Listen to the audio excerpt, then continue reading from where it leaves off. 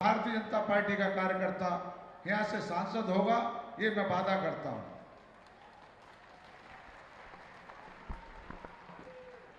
बस ज्यादा ना कहते हुए मैं ये निवेदन करना चाहता हूं कि 23 तारीख को ज्यादा से ज्यादा कमल के बटन को दबाकर भारतीय जनता पार्टी के पक्ष में मतदान करें और कमल खिलाने का यहां से काम करें।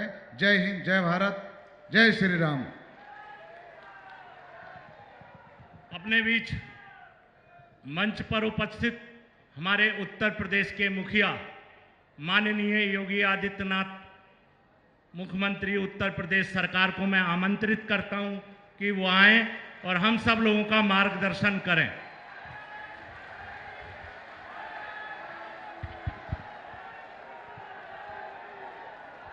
भारत माता की, भारत माता की, भारत माता की।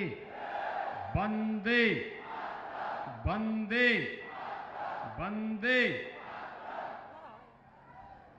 भारतीय जनता पार्टी के जिला के अध्यक्ष श्री अभय गुप्ता जी, उत्तर प्रदेश सरकार में मेरे वरिष्ठ सहयोगी वित्त मंत्री श्री सुरेश खन्ना जी, प्रदेश सरकार के पशुधन मंत्री श्री धर्मपाल सिंह जी, प्रदेश सरकार के मंत्री श्री कपिल देव अग्रवाल जी, धर्मवीर प्रजापति जी, नरेंद्र कश्यप जी, अनूप वाल्मीकि जी, लोकप्रिय विधायक श्रीमती राजबाला जी, विधान परिषद सदस्य श्री हरि सिंह ढिल्लों जी, सूर्य प्रकाश पाल जी, हरिओम शर्मा जी, राजेश सिंघल जी, अनूप वाल्मीकि जी, लोकसभा के संयोजक श्री सुभाष भटनागर जी, आकाश सक्सेना जी और भारी संख्या में यहां पर उपस्थित मिलक रामपुर से जुड़े हुए सभी उपस्थित भाइयों बहनों, आज अंतर्राष्ट्रीय योग दिवस है। अंतर्राष्ट्रीय योग दिवस के अवसर पर आप सबको मैं योग दिवस की हृदय से बधाई देता हूं। आज प्रातःकाल प्रधानमंत्री जी का संबोधन आप सबने सुना होगा। प्रधानमंत्री मोदी जी ने प्रातः 7 बजे जब संबोधन दिया तो दुनिया के 200 से अधिक देशों में एक साथ प्रधानमंत्री जी का संबोधन से इस बात की अनुभूति हर भारतवासी ने की कि भारत एक बार फिर से विश्व गुरु बनने की ओर अग्रसर खड़ा हुआ है। योग की भारत की इस विशिष्ट परंपरा को वैश्विक मान्यता प्रदान करने के लिए हम सब प्रधानमंत्री मोदी जी का हृदय से अभिनंदन करते हुए आभार व्यक्त करते हैं। भाइयों बहनों, जब योग्य नेतृत्व होता है आपकी पहचान को वैश्विक मान्यता प्रदान कर देती है। हर ओर आपको सम्मान मिलता है, गौरव की अनुभूति होती है। आने वाली पीढ़ियां भी अपने आप को गौरवान्वित महसूस करती हैं और यही भारतीय जनता पार्टी की पहचान है। भारतीय जनता पार्टी ने इस गौरव की अनुभूति का एहसास हर भारतवासी को कराया है कि हम अपनी विरासत पर गौरव की अनुभूति कर सकें और इस गौरव की अनुभूति के साथ 135 करोड़ भारतीयों को जोड़ने के साथ ही दुनिया में जहां कहीं भी भारतवंशी हो उन्हें भी इस विरासत के साथ जोड़ सके। भाइयों बहनों, मैं अभिनंदन करूंगा रामपुर वासियों का और खास तौर पर ग्राम पंचायत पटवाई का, जिन्होंने अमृत सरोवर बना करके एक अद्भुत कार्य किया। मैंने पटवाई गांव का वह सरोवर भी देखा था जो पहले गंदा था और उसका आधुनिक स्वरूप भी देखा है, जिसे प्रधानमंत्री जी की प्रेरणा से आज बोटिंग का एक केंद्र बिंदु बना दिया गया है। हर गांव में ऐसे ही अमृत सरोवर बन सकते हैं। पिछला जो सरोवर था वह समाजवादी पार्टी की सोच का सरोवर था और आज जो पटवाई गांव का अमृत सरोवर है यह भारतीय जनता पार्टी की सोच का सरोवर है। और यही तो रामपुर के साथ भी हुआ। रामपुर अपनी इस प्रतिभा के लिए जाना जाता था।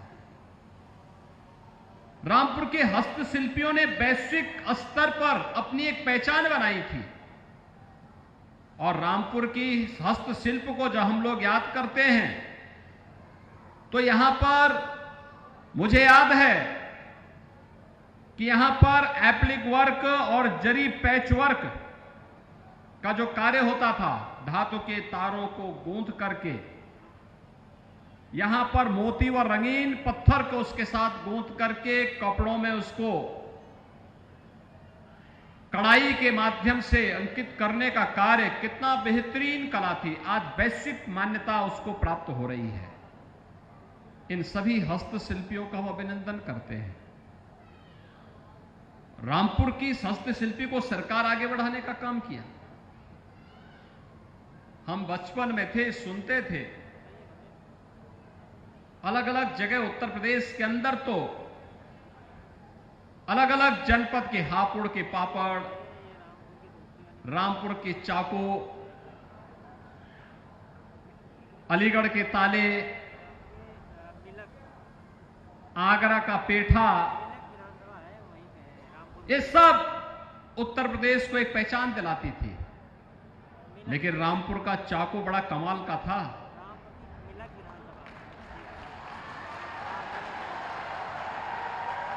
हस्तशिल्पियों के हाथों में था तो यहां को पहचान दिलाती थी, रोजगार दिलाती थी। सपाइयों के हाथों में पड़ा तो डकैती डालने का काम करने लग गया। गरीबों की जमीनों पर डकैती, दलितों को उजाड़ना, कमजोर लोगों की जमीनों को जबरदस्ती सत्ता के बल पर कब्जा कर लेना, गरीबों के हकों को डकार जाना और अगर किसी ने आवाज उठाने का प्रयास किया तो झूठे मुकदमों में उसे उठा के बंद कर देना। यही तो समाजवादी पार्टी की सरकार में होता था।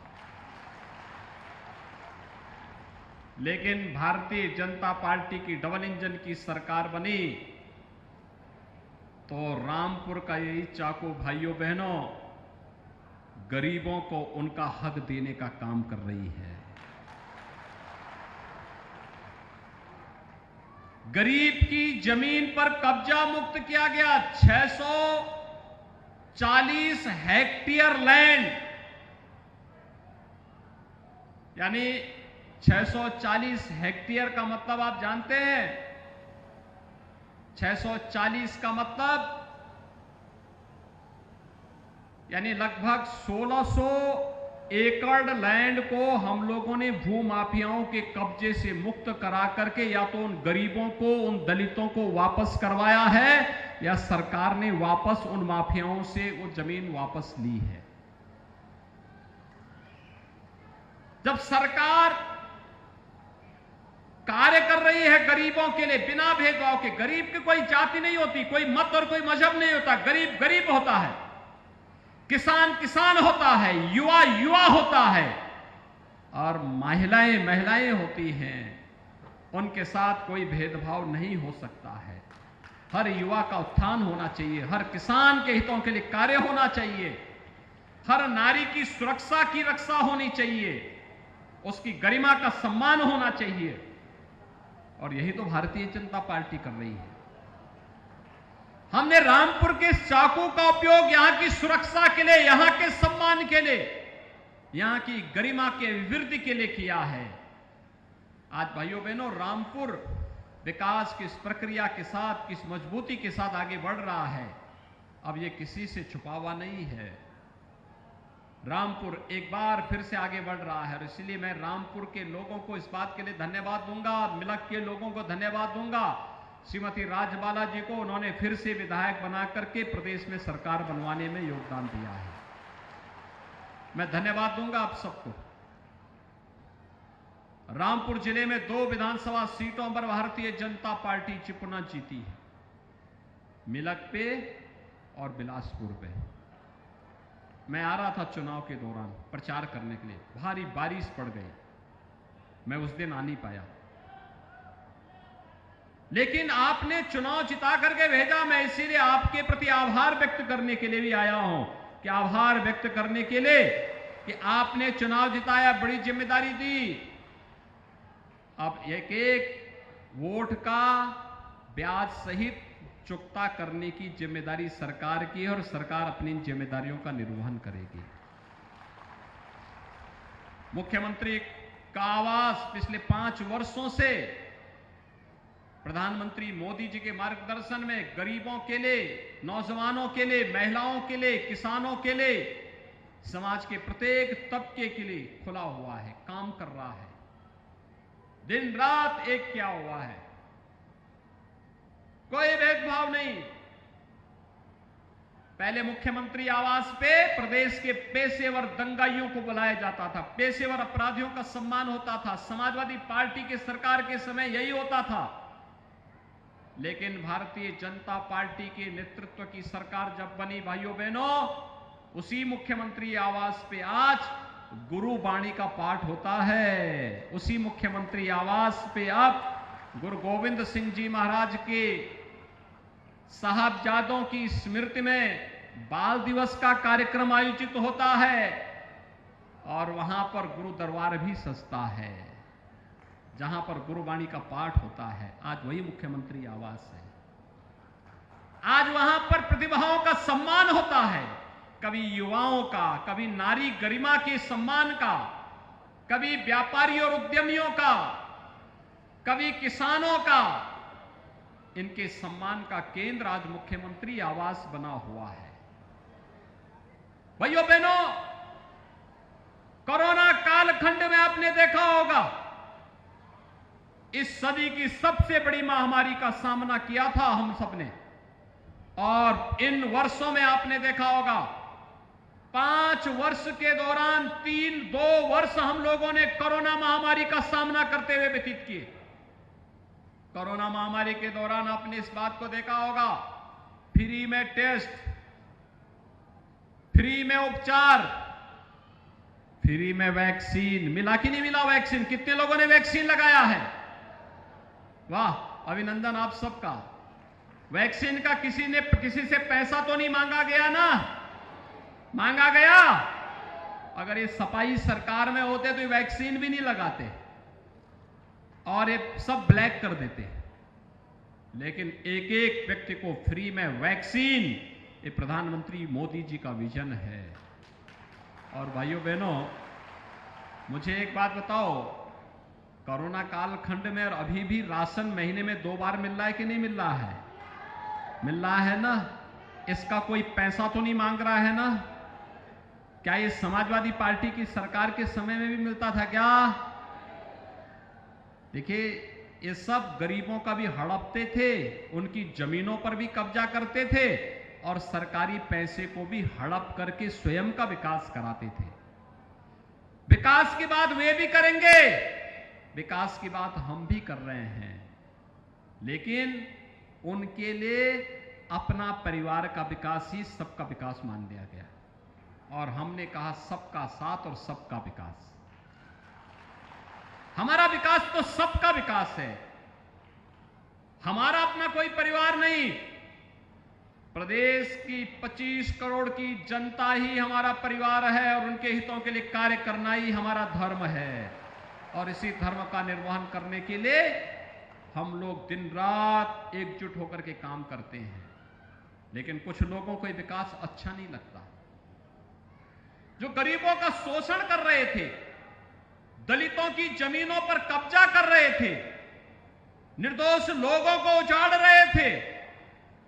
जब उन पर कानूनन कार्रवाई हुई, उनकी अवैध और अनैतिक गतिविधियों पर अंकुश लगा करके कार्रवाई प्रारंभ हुई।